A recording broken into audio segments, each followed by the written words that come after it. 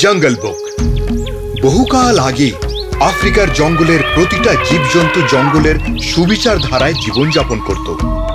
মানুষের এক বসতি ছিল জঙ্গলের পাশে। একদিন রাতে জঙ্গলের ভীতু বাঘ শের খান গ্রামের মানুষকে খাবারের জন্য শিকার করবে বলে ঠিক করে। ও গ্রামে ঢুকে জোরে গর্জন করে হামলা করে।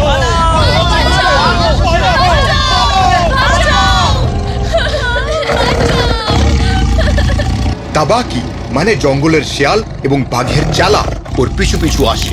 একজন মানুষকে দেখতে পেয়ে শের খান সোজা লাল ফুলের মধ্যে ঝাঁপ দেয় প্রচন্ড জোরে গর্জন করে।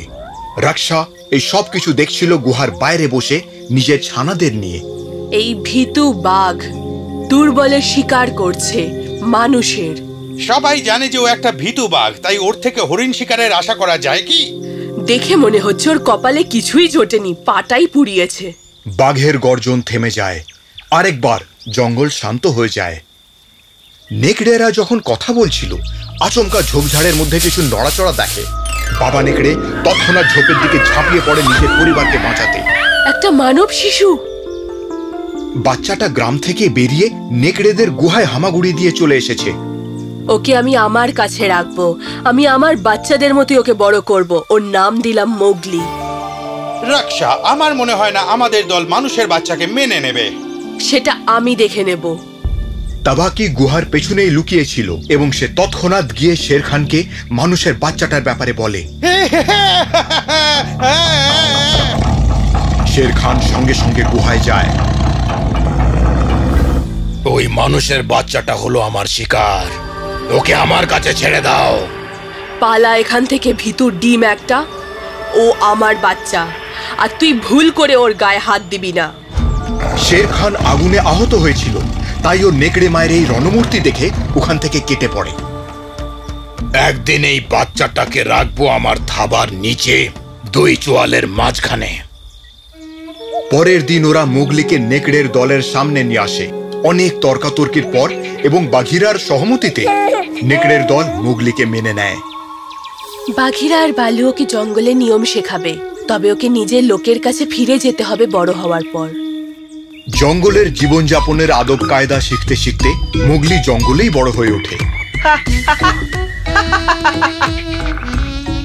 বালু ওকে জঙ্গলের সব বিদ্যে শেখায়।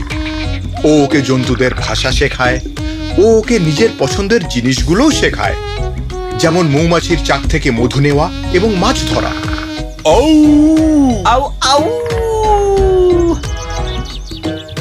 অন্যদিকে বাঘিরা ওকে শেখায় আত্মরক্ষা করতে। বাঘিরা মানুষদের মধ্যেই বড় হয়, তাই ও মোগলিকে মানব সমাজের নিয়ম কানুন শিখিয়ে দেয় এবং তাকে বলে দেয় যে একদিন তাকে তার নিজের লোকেদের কাছেই ফিরে যেতে হবে। ক্রমে মোগলি জঙ্গলকে ভালোবেসে ফেলে। ওকে ওর নেকড়ে ভাই বোনেরা খুব ভালোবাসত। কিছু সময়ের মধ্যেই ও জঙ্গলের সব প্রাণীদের ভালো বন্ধু হয়ে ওঠে। বছর যত এগোয়, আকিলা নেকড়ের দলের নেতা আগের মতন শিকার করার ক্ষমতা হারায়। শের খান তার এই দুর্বলতার সুযোগ নেওয়ার কথা ভাবে।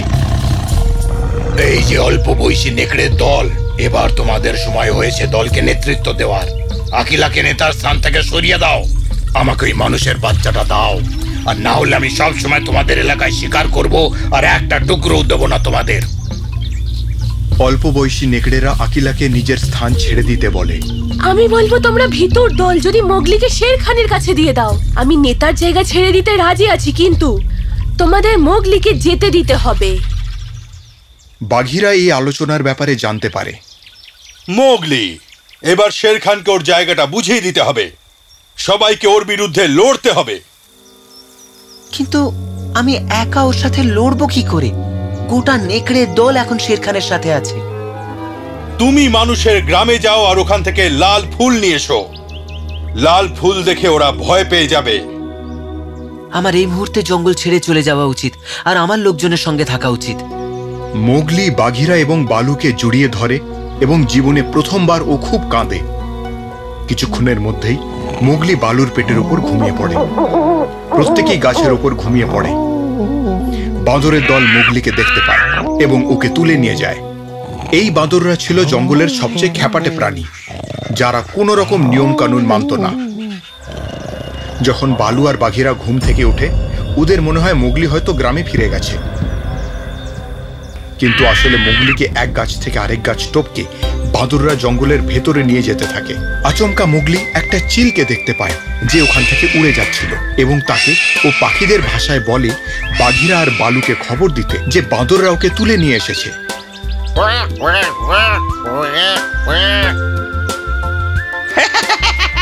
মুখ বন্ধ কর, এটা আরেকটা কৌশল। আমরা তোর থেকে সব কৌশল শিখতে চাই। খুব শীঘ্রই আমরা রাজ করব এই জঙ্গলে, শুধু একবার সবকটাকে নিয়ন্ত্রণে আনি।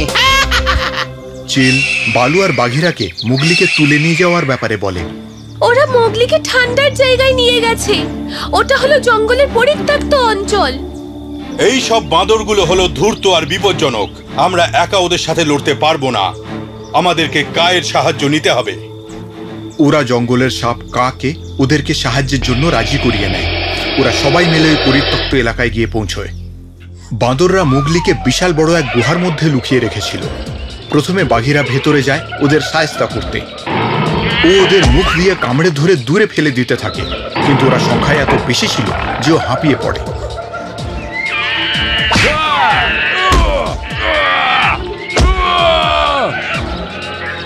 তুমি ওই পুকুরে নেমে যাও, আমি এই হতচ্ছাড়া বাঁদরগুলোকে সামলাচ্ছি।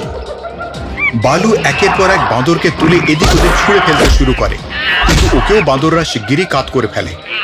সব বাঁদরের পেটের ওপর উঠে ওকে মারতে শুরু করে। তারপর কার সামনে এগিয়ে এসে হিস হিস শব্দ করতে শুরু করে। সব বাঁদররা ভয় পেয়ে গাছের ওপর উঠে যায়।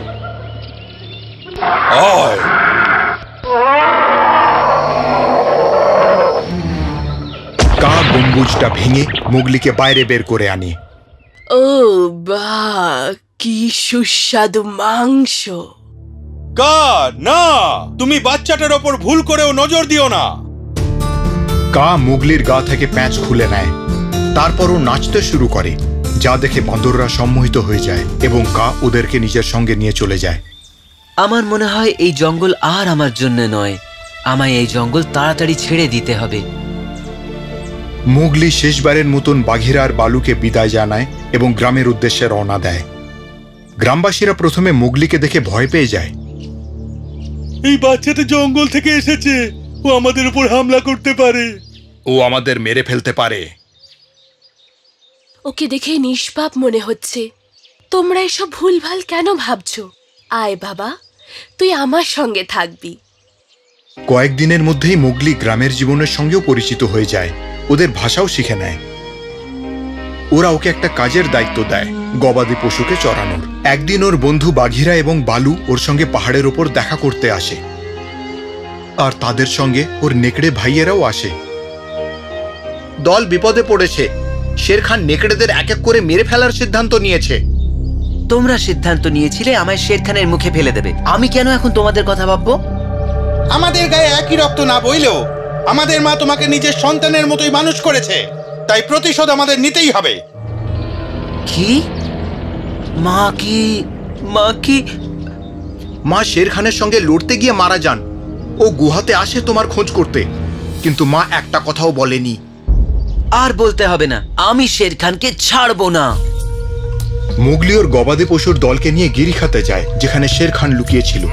ও একটা মহিষের পিঠে চড়ে যায়। গিরিখাতের সামনে পৌঁছানোর পর ওদের সঙ্গে আকিলা যোগ দেয়, এই দলের আসল নেত্রী। তুমি কয়েকটা গবাদি পশুকে উল্টো দিক দিয়ে নিয়ে যাও, আর আমি ওদেরকে এখান থেকে দৌড় করিয়ে নিয়ে যাব। শের খান ফাঁদে পড়ে যাবে। পরিকল্পনা অনুযায়ী গবাদি পশুর দল শের খানের দিকে দৌড়ে যায়।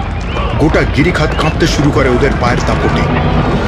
শের খান পশুদের খুরের আওয়াজ শুনতে পায়। এদিক ওদিক পালানোর জন্য পথ খুঁজতে থাকে, কিন্তু গিরিখাতের দেওয়াল সোজা উপরে উঠেছে আর পালানোর কোনো পথ নেই। গবাদি পশুর পাল রাগে ওর দিকে তেড়ে যায়, ওকে মারিয়ে দিয়ে সামনে এগিয়ে যায়।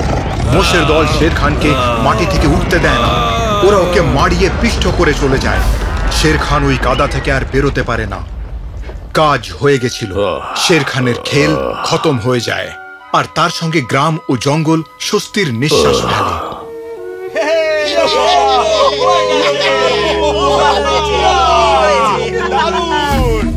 মোগলি শের খানের চামড়া কেটে নিয়ে নেকড়েদের টিলার দিকে যায়। মোগলির কাঁধে শেরখানের চামড়া দেখে সব নেকড়েরা বিজয় আনন্দে চেঁচিয়ে ওঠে। আকিলা নিজের নেতৃত্বভার ফিরে পায় এবং মোগলি জঙ্গল ছেড়ে চলে যায়। এরপর মোগলি জানতে পারে যে মেসুয়াই হল ওর আসল মা। তারপর থেকে জঙ্গল এবং গ্রাম এই দুয়ের বাসিন্দাই সুখে স্বাচ্ছন্দ্যে জীবনযাপন করতে থাকে।